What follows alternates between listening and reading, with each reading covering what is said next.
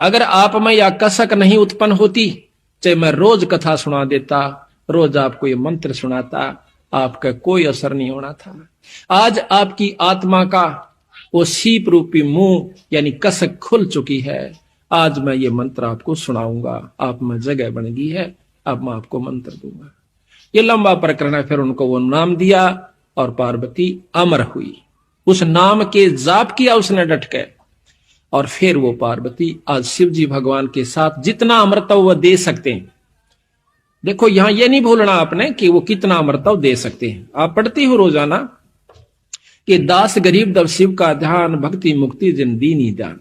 इतनी मुक्ति दे सकते हैं जब तक शंकर भगवान से, तब तक पार्वती उनके साथ रहेगी। जब शिव भगवान खत्म होंगे, पार्वती भी मर जाएगी और फिर दोबारा जन्म होगा। ऐसा प्रमाण मिलता है कि कहते हैं 14 इंद्र मर जाते हैं जब एक ब्रह्मा मरता है। एक इंद्र की आयु है कि 288 युग तक जीवित रहता है। 14 इंद्र मरने के बाद एक ब्रह्मा मरता है, 7 इंद्र मर जाते हैं, ब्रह्मा मर जाते हैं जब एक विष्णु समाप्त होता है, और 7 विष्णु समाप्त हो जाते हैं जब एक रुद्र यानी शिव खत्म होता है, शंकर मर जाता है। तो ये प्रमाण मिलते हैं। फिर लिखा है कि जब महाप्रलय होती है, पृथ्वी तत्व को जल तत्व खत्म कर देगा, जल तत्व को अग्नि तत्व, अग्नि को वायु, वायु को आकाश अपने अंदर समा लेगा, और फिर आकाश को ओंकार निरंजन ब्रह्म अपने अंदर समा लेगा, ब्रह्म को पार ब्रह्म यानी अवगित पुरुष अपने अंदर समा लेगा। कुछ युगों समय के बाद फिर ये दोबारा सृष्टि रची जाएगी। फिर इसी प्रकार सतयुग त्रेता द्वापर फिर यह युग और जीव शुरू हो जाएंगे। दोबारा फिर वो जीव रूप में आएंगे, फिर भक्ति साधना करेंगे, फिर अपने लोकों को प्राप्त करेंगे। चाहे राष्ट्रपति का लड़का हो, सकूल में आना पड़ेगा, और उसने अपनी वो साधना, वो भक्ति यानी वो शिक्षा प्राप्त करके वो उस पोस्ट को प्राप्त कर पाओगा, अन्यथा नहीं। इसी प्रकार यहां पर इन परमात्माओं ने भी आना पड़ा, फिर भक्ति करी, और फिर यहां पर ये देव ऋषि पैदा करके ये अपने लोक में चले गए। तो इसी प्रकार सतगुरु महाराज ने हमें बताने की कोशिश की है कि हम कहां ले आ रहे थे बात को, कि अहंकार रूपी राक्षस हमारा सबसे बड़ा दुश्मन है। हाँ, तो दर्शन हो जाने मात्र से, क्योंकि पार्वती तो 168 साल उसके साथ रही, युग जन्म 107 जन्म तो पूरे व्यतीत करके गई, वह शिव जी भगवान के साथ रही, दर्शन भी किए, सारे काम हुए, पर मुक्ति नहीं हुई। मुक्ति सघोग अमोघ मंत्र से होगी, उस नाम से होगी, अगर वो उस संत के पास उसका होगा तो कहते हैं। तो इसमें जो हमें किसी भी इष्ट की हम साधना करते हैं, प्रथम हमारे 8 जो बनती है वो अहंकार की बनती है। रावण के अंदर अहंकार इतना था कि उसने नमन करना नहीं सीखा, भक्ति खूब करी, दान भी किया, तप भी किए, सिर भी चढ़ा देना कोई बच्चों का खेल नहीं है। पर सिर चढ़ाना कोई काटन तय मतलब नहीं है। संतों का सिर चढ़ाना झुका देना, और गुरु की आज्ञा आवही, गुरु की आज्ञा जा, कहे कबीर सो संत है, फिर आवागमन नशा। यानी गुरु को बहुत महत्व दिया सतगुरु महाराज ने। अब यहां गुरु क्या सिखाता है, प्रथम के लंबी दंडौत कीजिए। अगर ऐसा नहीं करता है तो अधिकारी नहीं हो पाएगा। चाहे हम कितनी अच्छी पोस्ट पे है, चाहे एसपी सिलेक्ट हुए और जाकर ट्रेनिंग सेंटर में जाते हैं, उनको पूरा रिहर्सल करवाया जाता है, लंबी क्रॉलिंग भी करवाई जाती है, लंबा सारा जो भी उनकी प्रक्रिया वो सारी करनी पड़ती है, फिर जाकर के वो अधिकारी बनता है। अगर वो ऐसा नहीं करता तो वहां फेल हो जाता है। इसी प्रकार यहां पर आने के बाद हमने वो रिहर्सल जो गुरु बताया होगा करनी पड़ेगी। अगर ऐसा आप नहीं करते हो तो आप उस क्षेत्र के अधिकारी नहीं हो। तो यहां पर सबसे पहला अहंकार रूपी राक्षस खत्म करने का एकमात्र रास्ता है कि हम अपने आप को दंडोत प्रणाम करें, अपने गुरु के सामने, संतों के सामने, और साथ में अपने पूर्ण ब्रह्म परमात्मा इस ग्रंथ साहब के सामने। अभी आपको बताएंगे, कई भाई कहते हैं कि ये तो एक मूर्ति पूजा करते हो आप, दंडोत कर देना इस जड़ के सामने, इसका वर्णन देंगे। पहले हम आपको अहंकार का एक थोड़ा सा उदाहरण सुनाते हैं। गरीबदास महाराज कहते हैं कि ये रिहर्सल करते करते भी ये राक्षस अहंकार खड़ा हो जाता है। दंडोत प्रणाम करते करते, नम्रता बरतते बरते भी ये कहीं ना कहीं हमारे को ले डूबने की कोशिश कर लेता है। अगर जो नहीं करते उनके लिए की बनेगी। एक अजाजील नाम के बहुत बड़े साधु हुए, संत हुए। उनके गुरु ने बताया कि बेटा साधना करा कर और बंदगी किया कर, बंदगी से एक यज्ञ का काम करती है। एक यज्ञ प्रणाम की होती है, प्रणाम करना भी एक यज्ञ में आ जाता है। कहते हैं उसने 11 अरब बंदगी करी जब वो विष्णु धाम में जाता है, क्योंकि विष्णु का उपासक उनका संत था। विष्णु धाम में जब जाते हैं तो वहां जाकर के क्या देखता है विष्णु भगवान के, भाई छोरे ने कमाई बहुत करी पर इसकी परीक्षा ले। कहता है आओ संत जी। भगवान विष्णु कहते हैं आपने तो बहुत ज्यादा कमाई की। कहा महाराज बहुत हुई। भाई एक काम करें, क्या कि आप अपनी शक्ति से एक मनुष्य बनाइए। कि मैं बना सकता हूं? अक बना सकते हो। कैसे? आप कहो कि मनुष्य भव है। उसने फट कहा मनुष्य भव है। एक 16 साल का जवान लड़का बहुत खूबसूरत और बन जाता है और साथ में खड़ा हो जाता है। कहता अजाजिल तेरा परम साधन है कि आप इसको नमस्कार कीजिए। अब अजाजिल हैरान हो जासे कि इसको मैं दंडौत करूं, ये तो मेरा पैदा किया हुआ से, ये तो मेरा पुत्र हुआ, मैं नहीं करूंगा। अब विष्णु भगवान ने सोचा या इसकी करी कराई कमाई खत्म होने लग रही से बेचारे की। कहने लगा बेटा नमस्कार करना चाहिए। बहुत उदाहरण दिए। कहते हैं कि मेरे भृगु ने लात मारी थी, मेरा के बिगड़ गया रहे। नम्रता नहीं खोनी चाहिए, संत ने संतता नहीं छोड़नी चाहिए। या तेरी कमजोरी से अजाजिल अब कुछ भी को महाराज, ये भाषण में बहुत सुन रहा सो, ये प्रवचन मैंने गणे सुन रखे। ये अहंकार रूपी राक्षस अंत समय में भी खड़ा हो गया, जबकि उसने इतना अभिमान, इतना नम्रता पूर्वक इतनी बंदगी की थी। भगवान विष्णु ने सोचा कि इसकी करी कराई कमाई जाओ बेचारे की। एक ऐसा द्वार बना हुआ था जिसमें झुक के जाना पड़ता था दूसरी तरफ में। उस लड़के को कहा कि आप परे चले जाइए। वो लड़का परे चला गया। कहने लगे आजा अजाजिल, इधर घूम कर आते हैं, स्वर्ग दिखाऊं तूने। अजाजिल विष्णु भगवान समेत मुकुट और चक्र सुदर्शन के ऐसे नीचा होकर के गर्दन झुका के और परली तरफ चला जाता, पर अजाजिल नहीं झुकता। कहने लगा मैं जानू हूं तू छलिया है, तेरे छल में को नहीं आऊं। अब वहां पर वो अहंकार इतना अकड़ गया, अब क्या करे। वो चाहते थे कि यू एक बार न्यू भी करके निकलाओ, मैं फिर भी इसने पास कर दूंगा, पर नहीं हो पाता। कहता जा बेटा तेरे कैसे 300 कूतरू आओ यहां पर और गधे की जुन्नी में जा।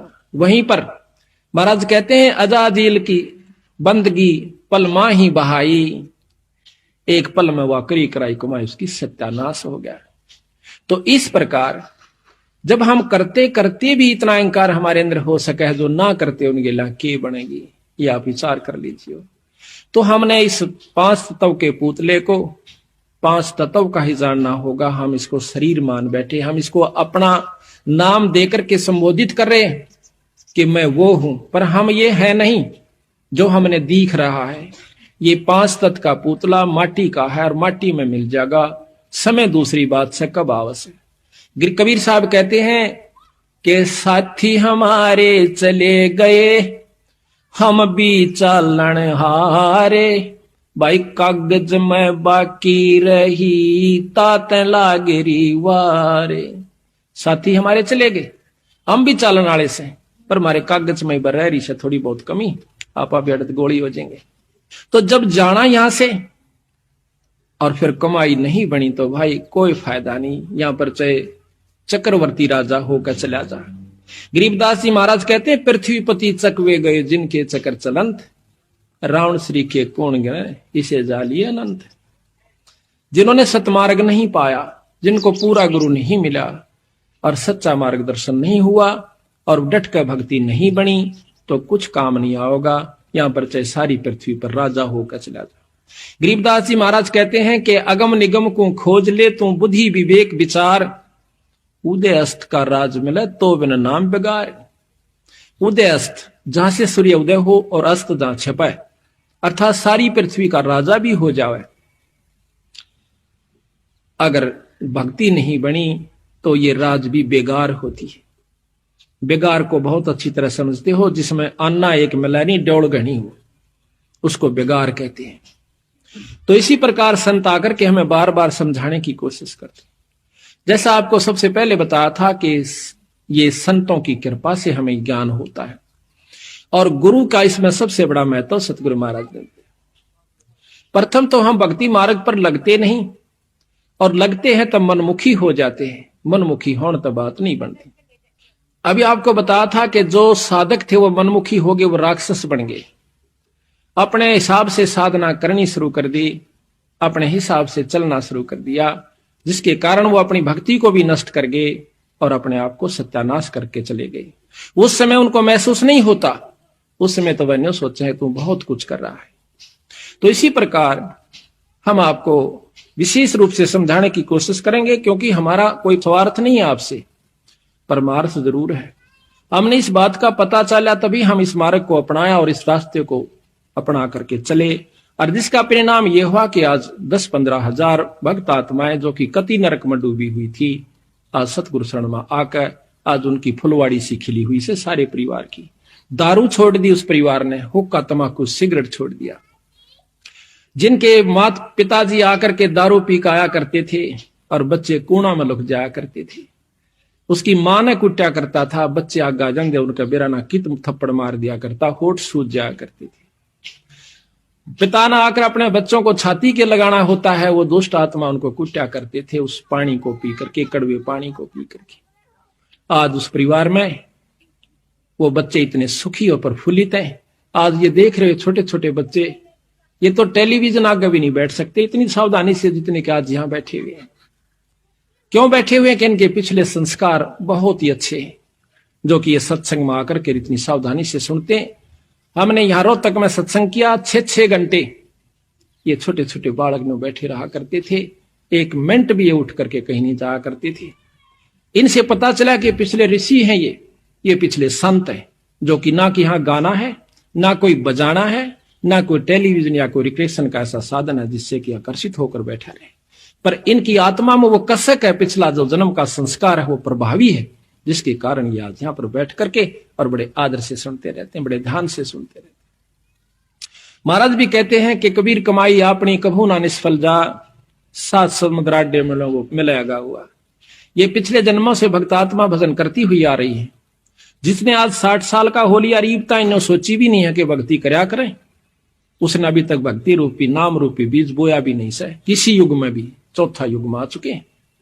और जिन्हों के बचपन में नाम मिला है इन भक्तात्माओं के, इन बच्चों को, तो इनके पिछले युगा युग के संस्कार, युगा युगा की भक्ति भी जिन्होंने बो रखा है, और इनका सफल करके चले जाओगे। अब हमने ये सोच रखा है कि नाम का जाप भक्ति केवल वो लोग करते हैं जो घर छोड़ कर चले जाए या कति अखंड ब्रह्मचारी रहे। दरो ने 5.5 साल के नाम लेकर के 5 साल के 5.5 साल में ईश्वर प्राप्ति की थी। वो सतयुग का समय था, आत्मा साफ होया करती थी, इतना दूषित वातावरण नहीं था, और पूरा नाम सतनाम मिले पाछा यो जीव घड़ी आण का काम नहीं से रोया, और परमात्मा को उस नाम का जाप 6 महीना में परमात्मा प्राप्ति हुई। उसके बाद शादी कराई, शादी करा करके उसने 36,000 वर्ष राज्य किया। फिर प्रहलाद का प्रमाण मिलता है कि 10 साल की उम्र में उसने परमात्मा प्राप्ति की, नरसिंह रूप में उसको दर्शन दिए, ईश्वर प्राप्ति हुई कि मांग बाई के मांग से क्या मांगू सतगुरु आपके सामने, हे परमात्मा आप सर्वज्ञ हो, सर्व जानने वाले हो। तो कहते हैं फिर धरु प्रहलाद ने भी अपना ब्याह करवाया और भक्ति करके अपने इष्ट प्राप्ति की और राज किया। प्रहलाद का पोता राजा बलि था, प्रहलाद का लड़का बैलोचन हुआ, और पोता राजा बलि था जिसने बहुत अच्छा यज्ञ किए, जिसमें भगवान ने भी आकर के उनसे सामने प्रकट होकर के दान लेना पड़ा। तो इस प्रकार परमात्मा की भक्ति वही जन कर सकते हैं जो कि पीछे करते आ रहे हैं। थोड़ा पीछे गरीब भक्ति बंदगी दीजिए जोगन जोगन जगदीश, और मैं लखों अलेख को अदर मुकट धर से, गृह बे लोक अलोक चाऊ नहीं, इच्छा नहीं अचूक, अदली आद कबीर के चरण कमल की भूख। कहते हैं मैंने तो बंदी छोड़कर अपने परमात्मा सतपुरुष कबीर साहब की चरणा की भूख से। गरीब अवगत कहो अदली कहो, अदली अविगत एक, भक्ति हेत हितकार करे, चोले धरे अनेक। गरीब बांदी जाम गुलाम है, खाने जाद खरीद। अनहदपुर में ले गए, मिले दीद बर दीद। तो इस प्रकार जब हम संतां की शरण में आते हैं तो हमें लाभ मिलता है। तो पहली कड़ी आपको बताई थी कि गुरु होता है। अब आपको एक थोड़ी सी कथा सुनाएंगे, बहुत विस्तृत, और जिसके अंदर आपको कई शिक्षाएं मिलेंगी। ये कथाएं कहन सुनन की को ना, कल भी आपको बताया था ये बात कहन सुनन की ना से कर पाड़ने की है। अभी आपको कबीर साहब के कबीर सागर, जो कि बहुत बड़ा ग्रंथ है, उसमें आपको सुनाएंगे और दिखाएंगे। वीर सिंह बघेला नाम का एक काशी का नवाब था। उसने अपने घर पर सत्संग करवा रखा था। तो सत्संग में भक्त जन संत जन आए हुए थे। तो उन संतों ने आकर अपनी साधना यानी भक्ति भजन शुरू किया। बंदी छोड़ कबीर साहब भी वहां पर जा बैठे। उन्हीं सत्संगी यानी भक्त जनों के अंदर तो आप अपना जिसने जितना ज्ञान था प्रवचन कर रहे थे। कबीर साहब का असली उद्देश्य यही था कि अभी हम सतमार्ग दर्शन करें। जब तक इस जीव को सतमार्ग दर्शन नहीं होगा, यू भक्ति भी कर जाएगा लेकिन वो वस्तु प्राप्त नहीं कर सकता जिसके लिए मनुष्य शरीर प्राप्त हुआ है। पहले तो आपको मौखिक सुनाता हूं, फिर इसमें मोटे मोटे आपको उदाहरण सुनाऊंगा। तो वहां पर नामदेव जी और भी कई संत आए हुए थे। तो कबीर साहब उनके बीच में जाकर बैठ जाता है। कोई आप अपनी साधना विशेष बता रहे थे, कोई राम का जाप, कोई कृष्ण का जाप, कोई निर्गुण परमात्मा की भक्ति जैसे भी उन्हें ज्ञान था वो बता रहे थे। कबीर साहब को कहने लगे कि आप भी सुनाओ भगत जी। बंदी छोड़ते एक साधारण से भेष में, जैसा भी यूपी का वेशभूषा थी उसमें बैठे थे। तो वो कहने लगा, भाई की सुनाऊं, आप तो महान विद्वान सो, मैं क्या सुना सकता हूं आपको। अगर नहीं कुछ तो जरूर सुनाओ, आप आए हो, आप विद्वान लगते हो। अगर नहीं विद्वान नहीं, मैं तो अनपढ़ हूं। कोई बात नहीं, अनपढ़ भी तो परमात्मा के साधक होते हैं। तो सतगुरु महाराज फिर सुनाना शुरू करते हैं। जैसा कि मैंने अभी आपको बताया था कि राम कृष्ण तीन लोक के परमात्मा है। ब्रह्म पुराण आप पढ़िए। ब्रह्म पुराण के अंदर ब्रह्मा पुराण में लिखा है कि भगवान ब्रह्मा प्रजापिता से ये सारी सृष्टि उत्पन्न हुई। शिव और विष्णु भगवान इन्हीं की उत्पत्ति है। तो शिव पुराण में आप देखिएगा कि शिव जी से ये दोनों देवता उत्पन्न हुए, ब्रह्मा और विष्णु जी। विष्णु पुराण में आप देखिए कि ब्रह्मा और शिव की उत्पत्ति विष्णु भगवान ने ही की है। तो उन्होंने कहा कबीर साहब ने कि इनमें से कौन सी को सत्य माने, आप बताइए। तो वो कहने लगे, आप वाद विवाद करने आए हो या कोई मार्गदर्शन कर रहे हो। सतगुरु महाराज कहते हैं, अगर आप इसको वाद विवाद कहते हो तो हम चुप हो जाते हैं। अगर नहीं आप बताओ। उन्होंने बताया कि एक पूर्ण ब्रह्म परमात्मा सतपुरुष सतलोक में रहता है। ये सब ब्रह्मांड खत्म हो जाएंगे, 21 ब्रह्मांड खत्म हो जाएंगे महाप्रलय में, उसमें सतलोक खत्म नहीं होता। सभी संत हंसने लग जाते हैं। अब सुनो इसकी बात, ये कितना शास्त्र में सुनी नहीं, कितना आज तक हमने पढ़ी नहीं, कोई किसी मार्गदर्शक ने हमें नहीं बताई। यो कीर्तन ले आया एक जुलाहा। बंदी छोड़ने बोले, भाई मैंने जो बता दी वो ठीक है, आप अपने शास्त्रों के गा रहे हो, हम अपने शास्त्र को गा रहे हैं। तो नामदेव जाकर के वीर सिंह बघेला को, जो कि अपनी छत पर बैठा हुआ दूर से आनंद ले रहा था। ये राजा लोग यहीं तक सीमित हुआ करते थे कि भाई धर्म करवाना से, धर्म करने वाले धर्म कर रहे से, अपना पाठ कर रहे से, कोई सत्संग आ रहा है वो ठाठता अपने महल में बैठे है। ये कोई भजन और भक्ति और सत्संग नहीं होता, ना धर्म होता। तो नामदेव जाकर कहने लगा, महाराज एक बेरानी किया सिरफरानियों का है, इस राम कृष्ण तो बहुत छोटी शक्ति है, इनसे ऊपर एक और बड़ी शक्ति है। तो राजा कहने लगा, उसको यहां लाओ बुला कर। छड़ीदार एक नौकर भेजा कि जाओ उसको बुला के लाओ, कबीर नाम है उसका। वो छड़ीदार यानी वो सेवक जाता है, कबीर साहब को कहता है कि आपको राजा याद करे।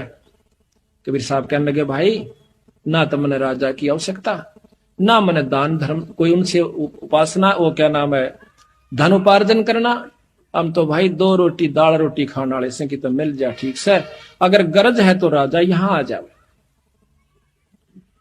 अब यहां पर यह नहीं समझना कि कबीर साहब ने अभिमान किया, अभिमान तोड़ने के लिए किया। राजा को जाकर छड़ीदार ने और 2 बात फालतू लगाई कि महाराज वो तो आपकी बात भी नहीं सुनता, कहता यहां आ जाए अगर उसको गरज है तो। राजा कहने लगा नामदेव, नामदेव भी चढ़ गया, देखा जी। राजा कहता है कि नामदेव वो संत है, कोई भांड होता ना भिखारी, राजा बुलावे और संत ना आवे, ने सोचे मेरा ना जोड़ी भर देगा, तेरी बात जाता, लेकिन उसने देखा भी नहीं हमारी तरफ, मैं चलूंगा भाई। तो अपने घोड़े हाथी सजवा के और आता है सज दज के। कहते हैं कबीर साहब के धर्मदास, जब राजा नजदीक आया तो मैंने एक सिद्धि दिखाई, जमीन से 1.25 हाथ ऊपर अपना आसन कर लिया। 1.25 हाथ ऊपर मैं जैसे जमीन पर नहीं हूं, 1.25 हाथ ऊपर बैठा हूं। राजा इस क्रिया को देख कर एकदम अचंभित हो जाता है, आकर के लंबी दंडौत प्रणाम करता है, फिर उनसे ज्ञान पूछता है। ज्ञान पूछ करके फिर हम उसको बताया, वो बहुत प्रभावी होता है। कहता है मुझे नाम दे दीजिए। कहने लगा भाई चलो कोई बात नहीं। घर चले जाते हैं, उनको उपदेश दे दिया, सारे परिवार ने नाम लिया। नाम लेकर के जब उसने 2-4 साल हो गए अपनी भक्ति करते हुए, एक दिन फिर बंदी छोड़ जाते हैं। बहुत कुछ बातें चली तो कहने लगा महाराज मेरी भक्ति अब बहुत होगी। अगना बेटा अभी तो शुरू भी नहीं हुई है। ये हैरान रह गया वीर सिंह कि महाराज 4 साल हो गया, आपने मेरे को नाम भी दे रखा, सार नाम भी दे रखा। बेटा नाम और सार नाम कोई और चीज है, आपको सार शब्द और बताना है। वो कहने लगा महाराज वो सार शब्द कैसा होता है कि न्यूबड़ का खेल को नहीं, कि यू ऐसे बताने का हो से। कहते हैं अति अधीन दीन हो प्राणी, जाको कहिए या अकथ कहानी। एक सार पहले सतनाम होता है, फिर सार नाम होता है, फिर सार शब्द होता है। जब तक सार शब्द गुरु से नहीं मिलेगा तब तक वो जीव भी मुक्त नहीं हो सकता। इतनी लंबी प्रक्रिया इस काल से छुटवाने की सतगुरु महाराज ने बताई, और हम इसको बच्चों का खेल समझ रहे। तो महाराज मैंने सार शब्द दे दो, किसी लिए आया हूं। एक काम कीजिए कि क्या महाराज आपके गांव में, आपके नगर में एक ब्राह्मणी रहती है विधवा, और उसके पास एक धोती है, उसको ले आइए। और क्योंकि मुझे धोती एक साफ कपड़े की आवश्यकता पड़ेगी जब मैं आपको नाम दूं, और धोती भी वो लाना जो उसने अपने आंगन में एक कपास की बाड़ी के पौधे बोए, कपास के उस बाड़ी के अंदर, और उस कपास के पौधों को गंगा जल से अपने सिर पर मटके ला के सींचा, और सींच के उनको तैयार किया। तैयार करके अपने हाथ से काट के, यानी उसको लोडा, फिर काटा, काट करके वह धोती तैयार कर रखी है, वो लाना। अच्छा मारो उन्होंने सोची को एक आध गांव ले लेगी, गणा करेगी तो पर ले आऊंगा महाराज, पर नाम सार शब्द मिलेगा जब तुझे ये ले आओगा। अब वो वीर सिंह बघेला अपने सर्वेंट नौकर को लेकर के 5-7 सिपाहियों को जाता है, जाके बता दिया कि महाराज आ रहे हैं। उसने आसन दे दिया, बिछा दिया, दूध का लोटा भर के लाई, महाराज दूध पी लो। कहने लगा बहन दूध मैं जब पीऊंगा जब आप मेरी एक प्रार्थना स्वीकार कर लोगे। हुक्म करो परवरदिगार, आप तो मालिक हो प्रजा के, आपने प्रार्थना हुक्म करो कि मैं एक सार शब्द प्राप्त करना है अपने गुरु से, और वो मुझे जब मिलेगा जब मैं आपसे धोती ले जाऊंगा। कौन सी धोती महाराज? सैकड़ों धोतियां हैं, जो चाहो सो ले। कि वो धोती जो आपने ऐसे ऐसे तैयार करी है। वो कहने लगी महाराज यह धोती मैं नहीं दे सकती आपको। क्यों? क्योंकि ये मैंने अपने इष्ट जगन्नाथ के लिए तैयार कर रखी है, और इसमें मेरा एक एक प्रेम मेरे इष्ट के नाम पर प्रो रखा मैं नहीं दे सकती। मेरा सिर काट दे, परिवार ने खत्म कर दे, देश निकाला दे राजन, या कौन दो, ये मेरे भगवान की खातिर से। अब ज्ञान हो चुका था, उपदेशी था। उपदेशी ना होता तो 2 मारता दड़ाकर काट ले जाता उसमें, पर नहीं बोला। यही होता है ज्ञानी और अज्ञानी के अंदर अंतर हो जाता है जब सत्संगी हो जाता है। महाराज कहते हैं कि राजा योगी एक सुनो रे झुमकरा। जिसके घर में, जिसके अंतःकरण में तत्व भेद हो जाता, उसमें राजा में और योगी में कोई अंतर नहीं रहता। तो उस समय मायूस होकर ने बोला, बहन मेरे खोटे कर्म से बहुत दुष्ट आत्मा सु मैं। प्रथम तो राम नाम की सोचो नहीं था, अरे सोची है तो मैंने अब फिर मेरा जीवन अधूरा रह गया। आंखों में आंसू भरे आया और उठकर चल पड़ता है। आके बंदी छोड़ से कहता है, सतगुरु महानीच आत्मा सु मैं। अब क्या बात हुई भाई? कि महाराज ऐसे ऐसे उसने कहा कि ये धोती मैं अपने इष्ट के लिए तैयार कर रखी है, मैं आपको नहीं दे सकती, चाहे सिर काट दो। बंदी छोड़ महापापी जीव सो हो सकता है किसी जन्म में फिर सूट बैठेगा। ऐसे कर बैठ जाता मायूस होकर सतगुरु के चरणों में। बंदी छोड़ कहते हैं कि ये शर्त मैं अपनी वापस लेता हूं भाई, पर थोड़ी सी एक मदद और कर दे। क्या? अपने सिपाही भेज दे 2-4 और कह देना इस लड़की को कहीं रास्ते में तकलीफ ना हो जाए। औरत की जात से, रास्ते का काम से दूर जाना से, काशी से बहुत दूर पड़ा जगन्नाथ। राजा बड़ा प्रसन्न हुआ कि मैं तने ये लड़की वापस आ लेगी ना, वहां पर चढ़ा कर साड़ी ने धोती ने आते ना शब्द दे दूंगा, आपको शब्द प्रकट कर दूंगा। बड़ा प्रसन्न हुआ, ये परवरदिगार है, ये बंदी छोड़ आप तो बहुत दीन दयाल हो, ये मालिक मुझ किंकर पर इतनी दया कर दी। सतगुरु 20 भेज दूं, आप एक कहो सो उसने पालकी में बैठवा दो। नहीं, वह जाएगी अपने हिसाब से, पैदल जाओगी 2 बतेरे। तो 2-4 सिपाही उसने कहा और जाकर संदेश ओबा इंतजार करी थी कि हुक्म आओगा राजा का, या तो देश निकाले का या मेरे को खत्म कर देने का, कि कुछ भी हो। पर जब जाकर सिपाहियों ने कहा कि बहन आपको राजा ने कहा कि आप कब जाओगी जगन्नाथ में, हमारे को आपके साथ जाने का हुक्म दिया से कि कहीं रास्ते में दुखी ना हो जाए। बैठ के जगन्नाथ की मूर्ति जो हाथ से बना रखी थी, उस लड़की ने बहुत रोई पड़ के बंदी छे, परमात्मा देखा आज मुझे आपने किस ढंग से कितना साथ दिया है, अगर आज मैं आपकी शरण में ना होती राजा मेरी नाड़ तार देता मालिक। और इसके विपरीत रिजल्ट मिला है, परिणाम आया से कि मेरी मदद में तैयार हो गया। नहा धो करके निश्चित दिन को चल पड़ती है। रास्ते में दोनों सिपाही उसके साथ जाते हैं, बहन कोई तकलीफ हो तो बता देना। अक नहीं, जब भगवान के नाम पर चलते हैं तकलीफ भी फूलों में बदल जाती है।